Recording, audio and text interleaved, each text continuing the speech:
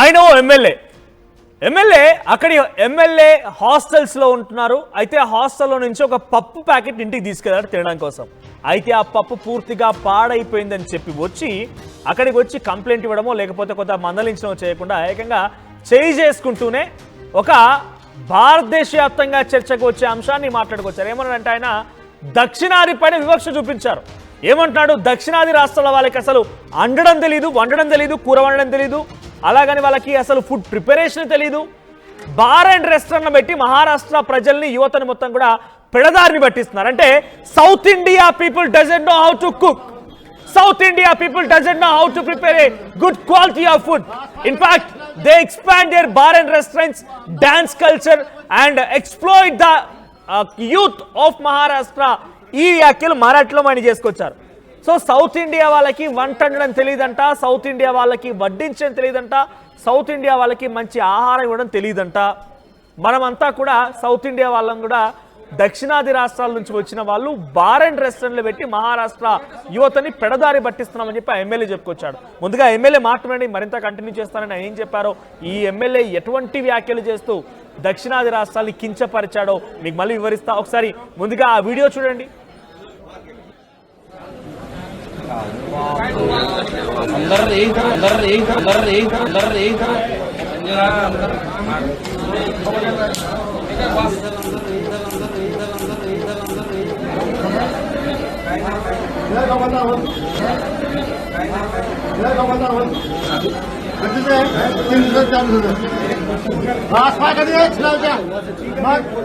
तू आमदार खावा तो लोकांना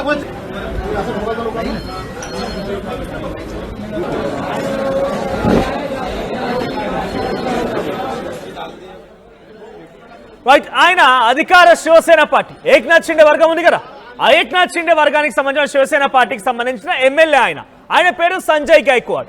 ఆయన ఎమ్మెల్యే హాస్టల్లో ఉంటున్నారు. అంటే అధికారిక నివాసాలు ఉంటాయి చూసారా, ఎమ్మెల్యే క్వార్టర్స్ అని చెప్పి అక్కడ ఉంటున్నారు ఆయన. సో ఆయన తినడం కోసం అని చెప్పి ఒక పప్పు ప్యాకెట్ తీసుకెళ్లారట ఇంటికి. ఆయన చూడండి, బనీన్ పైన కింద లుంగి ఉంది, ఒంటిపై చొక్కా కూడా లేదు. ఆ రకంగానే పప్పు ప్యాకెట్ తీసుకొని వచ్చి, ఎస్ ఆయన చెప్పేదాంట్లో వాస్తవం. ఏమంటున్నారు ఆయన, ఆ పప్పు ప్యాకెట్ ఖరాబ్ అయిపోయింది, నాకు చెడిపోయినటువంటి ఆ పప్పు ప్యాకెట్ ఇవ్వడంలో ఆయన ఆగ్రహం, ఆయన ఆవేశం ఓకే.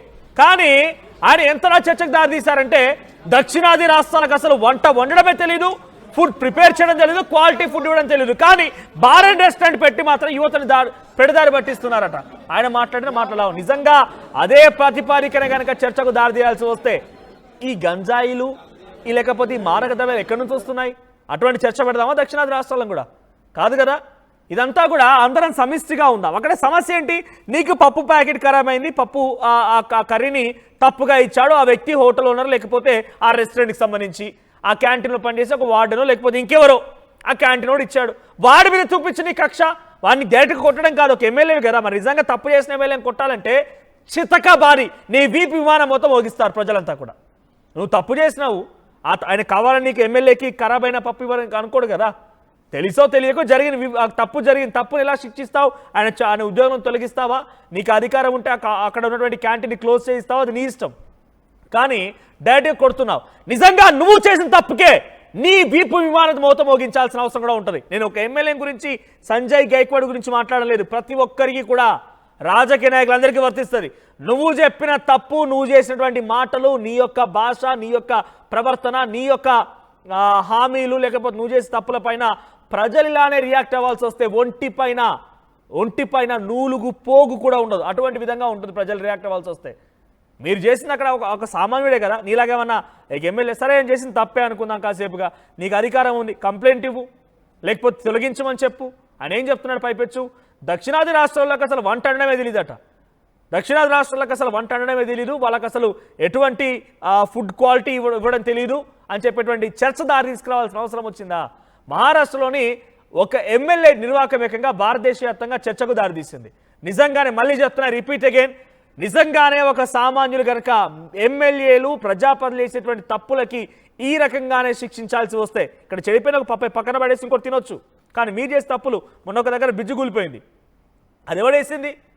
అది ఏ దుర్మార్గుడు వేసింది? మరి ఓ కాంట్రాక్టర్ కమిషన్ తీసుకున్న రాజకీయ నాయకులు కదా.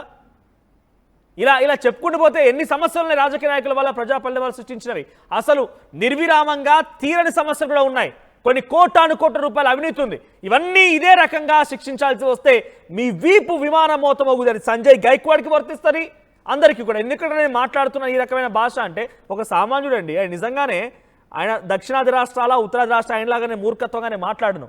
ఆయన ఒక ఎమ్మెల్యే అయినా కూడా నేను మూర్ఖత్వంగానే మాట్లాడాను. బికాజ్ ఈ దక్షిణాది రాష్ట్రాలు ఉత్తరాది రాష్ట్రాలు ఈ రాష్ట్రాల విభజన వద్దు. భారతదేశం అంతా ఒకటి సమస్య ఒకటి, ఆ సమస్యను పరిష్కరించుకో. కానీ దక్షిణాది రాష్ట్రాలుగా ఉన్నటువంటి ఈ రాష్ట్రాలన్నింటినీ తమిళనాడుని, కేరళని, కర్ణాటకని, ఆంధ్రప్రదేశ్, తెలంగాణ ఇన్ని రాష్ట్రాలు ఆపాదిస్తావా ఒక చిన్న పప్పు విషయాన్ని? ఇక చిన్న పప్పు విషయాన్ని ఇన్ని రాష్ట్రాలకు ఆపాదిస్తావా? అది మూర్ఖత్వం కాకపోతే ఇంకేమవుతుంది? సో ఆ ఎమ్మెల్యేకి డైరెక్ట్గా డెఫినెట్గా నీ రకంగానే నువ్వు చేసినట్టుగా పిడిగుద్దులు గురుతున్నావే, ఆ ఒంటి పైన ఓ బనీను ఓ లుంగి కట్టుకొని ఆ పిడిగుద్దులు గురుతున్నావే, అదే రకంగా కనుక ప్రజలు రియాక్ట్ అవ్వాల్సి వస్తే ఈ వీపు విమానం మోగుతుంది. ప్రతి ఎమ్మెల్యే కూడా ఇది వర్తిస్తుంది. సో మీరు ఎలా రియాక్ట్ కావాలి, మీకున్న అధికారాన్ని వాడుకోండి. అధికారంతో ప్రజలకు ఎంత మంచి చేయగలుగుతారో చేయండి. అంతేగాని దీన్ని ఏం చెప్తాడంటే ఇంకా ఆయన ఒక రకంగా కప్పిపుచ్చుకున్నాడు. నేను మీకు కూడా వినిపిస్తా ఆయన ఏం చెప్పాడు, ఆయన కామెంట్స్ ఏంటి అనేది. ఆయన ఏం చెప్తున్నాడంటే, ఆయన శివసేన ఎమ్మెల్యే ఆయన ఏమంటున్నారు, బాల్ సాహెబ్ ఠాక్రేకి సంబంధించిన పుట్టించిన పార్టీలో నేను ఎమ్మెల్యేగా ఉన్నా కాబట్టి if someone does not understand the language of democracy, ఎవరికైతే ప్రజాస్వామ్యం అంటే ఆ పరిభాషకి అర్థం తెలియకుండా ఉంటారో అటువంటి వాళ్ళపైన నేను ఈ రకంగానే ఐఎమ్ వ్యారియర్, నేను ఈ రకంగానే ఒక అర్థమయ్యే రీతిలో మాట్లాడతా. వాళ్ళకి కనుక ప్రజాస్వామ్యానికి అర్థం తెలియకపోతే నా భాష ఇలాగనే ఉంటుంది, నేను ఈ రకంగానే మాట్లాడతా అంటున్నాడు. మరి నువ్వు చేసే ప్రజాస్వామ్యం కానీ భాష తెలియకపోతే ఒక ప్రజాస్వామ్యాన్ని కాపాడే వ్యక్తిగా నీకు కూడా ఇదే వర్తిస్తుంది. నువ్వేదైనా తప్పు చేసినా కూడా ప్రజలకు ఈ రకమైన అధికారం ఇవ్వాలని చెప్పి సంజయ్ గైక్వాడ్ ఎమ్మెల్యేని కోరుకుంటున్నాం. మీరేదైనా తప్పు చేసినా డెమోక్రసీ ఉన్న సందర్భంలో మీరు డెమోక్రసీని కాపాడే క్రమంలో మీలాంటి వాళ్ళు ఏదైనా తప్పు చేసినా కూడా ప్రజలకు కూడా ఇదే అధికారం ఇవ్వండి, మిమ్మల్ని కొట్టే అధికారం ఇవ్వండి, మిమ్మల్ని క్వశ్చన్ చేసే అధికారం ఇవ్వండి. చూడండి అక్కడ ఎలా కొడుతున్నాడు. ఆయన ఒక సామాన్యుడు, నిజంగా కావాలని చెప్పి ఒక ఎమ్మెల్యేకి ఇవ్వడు కదా. సో ప్రస్తుతానికి ఈ కేసుని సుమోటోగా తీసుకొని అక్కడ ఏక్నాథ్ షిండే ప్రస్తుతం డిప్యూటీ సీఎం కానివ్వండి, అక్కడ మహారాష్ట్ర సీఎం దేవేంద్ర ఫడ్నవీస్ కూడా చాలా తీవ్రంగా ఖండించారు. ఆ ఎమ్మెల్యే పైన కేసు అయింది, అట్ ది సేమ్ టైం ఆ సదరు క్యాంటీన్ కూడా మూసివేశారు. సో డైరెక్ట్గా వచ్చి క్యాంటీన్ పై కంప్లైంట్ చేసి క్యాంటీన్ మూసివేంటి, క్యాంటీన్ మూతపడేది, క్యాంటీన్ నుంచి ఇంకొకసారి ఫుడ్ ఎవరు ఇవ్వకపోయేవారు. అంతేగాని దక్షిణాది రాష్ట్రాల చర్చ ఏంటి, నీ రకంగా నీ అహంకారం ప్రదర్శించి కొట్టడం ఏంటి? సో దీనిపై పెద్ద ఎత్తున ఇప్పుడు ఒక చర్చ జరుగుతోంది. ముంబై చర్చ్ గేట్ వద్ద ఆకాశవాణి క్యాంటీన్ ఉద్యోగి పైన ఈ రకంగా ఈ నెల 9వ తేదీ 2 రోజులు అవుతుంది ఈ ఘటన జరిగి కూడా.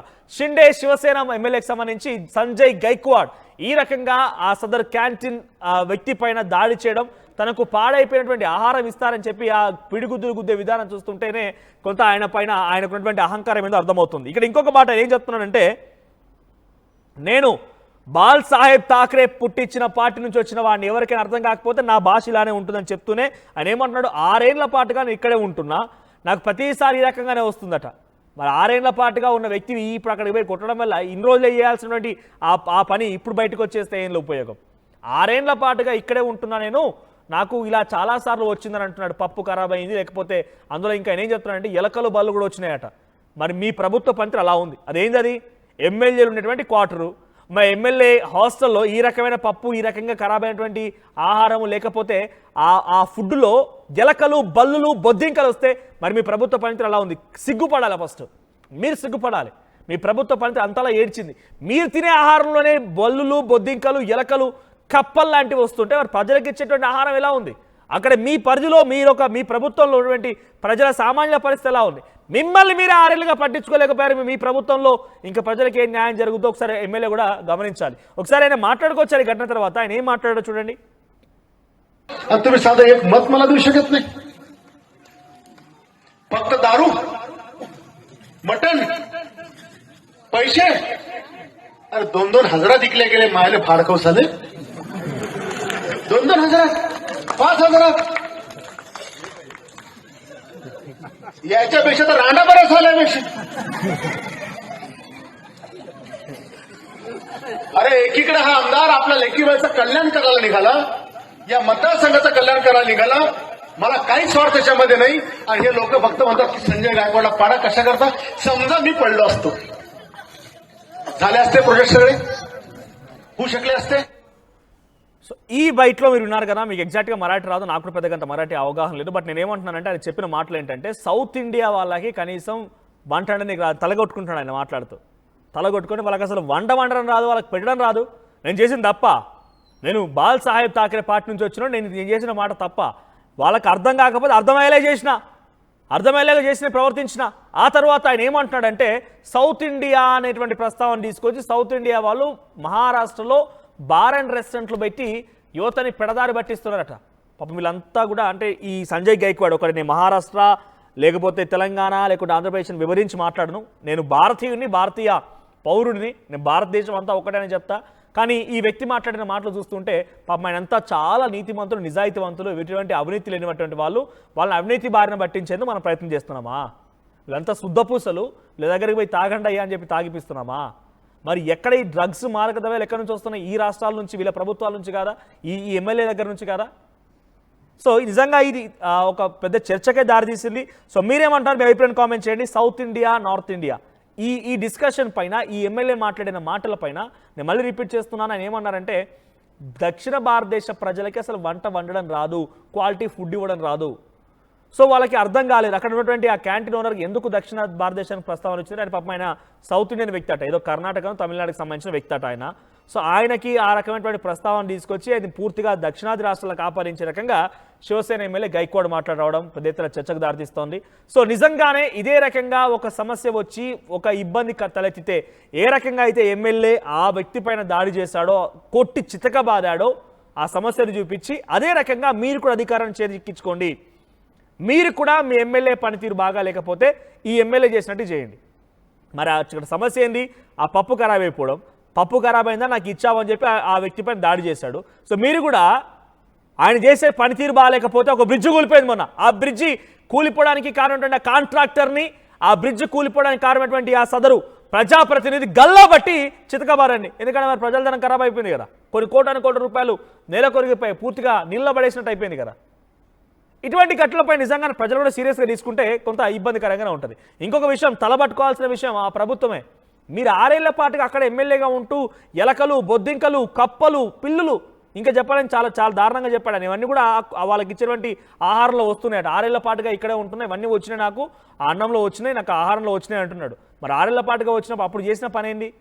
నీ ప్రభుత్వ పనితీరు అట్లా ఉంది. ప్రభుత్వ అధికారికంగా ఎమ్మెల్యే క్వార్టర్స్, ఎమ్మెల్యే హాస్టల్లోనే ఇటువంటి ఫుడ్ ఉంటే మరి సామాన్య ప్రజల పరిస్థితి తలుచుకుంటేనే కొంత ఆందోళన కలుగుతోంది.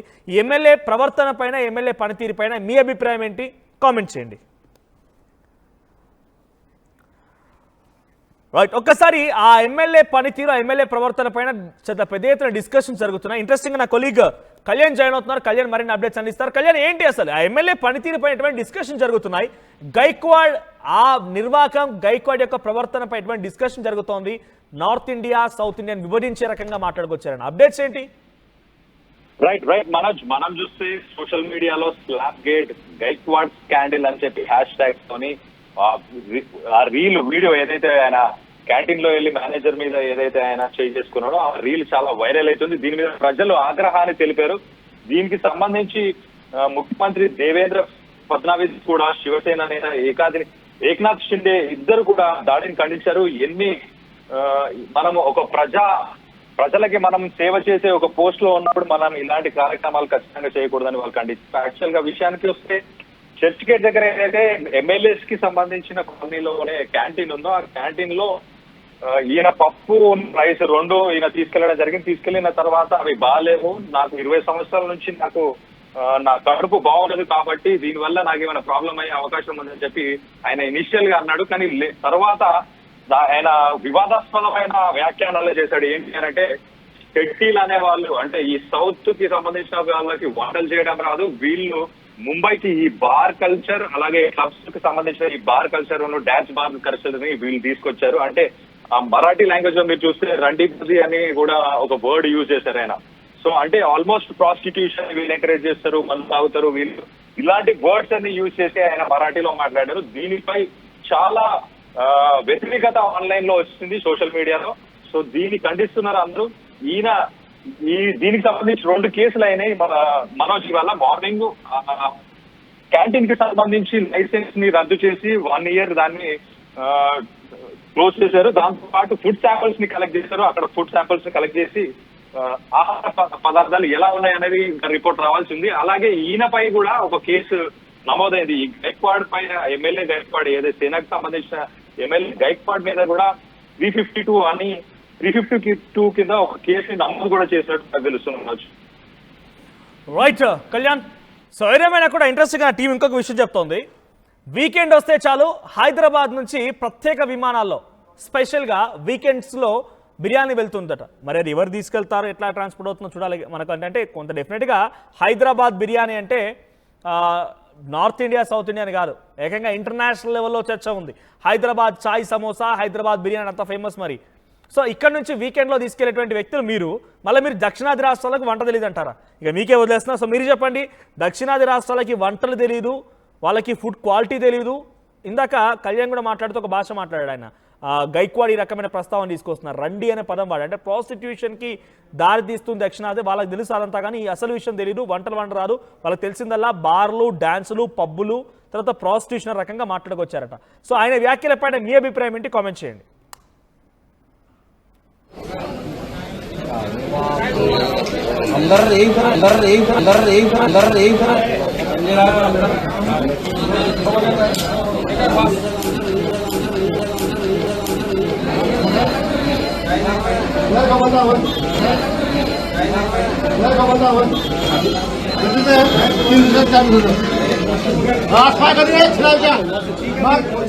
तू अंदाज खावा तो लोकांना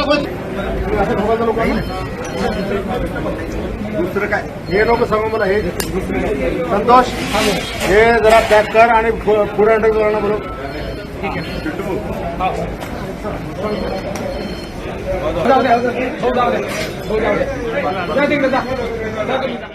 షుగర్ పేషెంట్స్ చపాతీ రోటీ కాకుండా సంతృప్తిగా రైస్ కూడా తినవచ్చు. Doctor rice, sugar free rice, doctor rice, diabetic rice, sugar pens అని బియ్యం, డాక్టర్ రైస్. తెలుగులో న్యూస్ కి ఫాస్టెస్ట్ యాప్ ఇప్పుడు టోటల్లీ న్యూ అవతార్లో. జస్ట్ 5 సెకండ్స్ లో కంప్లీట్ న్యూస్, సోషల్ మీడియాలో ట్రెండ్స్ కి one stop solution, live TV app, voice search option తో ఇప్పుడే డౌన్లోడ్ చేయండి లేదా అప్డేట్ అయిపోండి. యాప్ లింక్ డిస్క్రిప్షన్ లో ఉంది.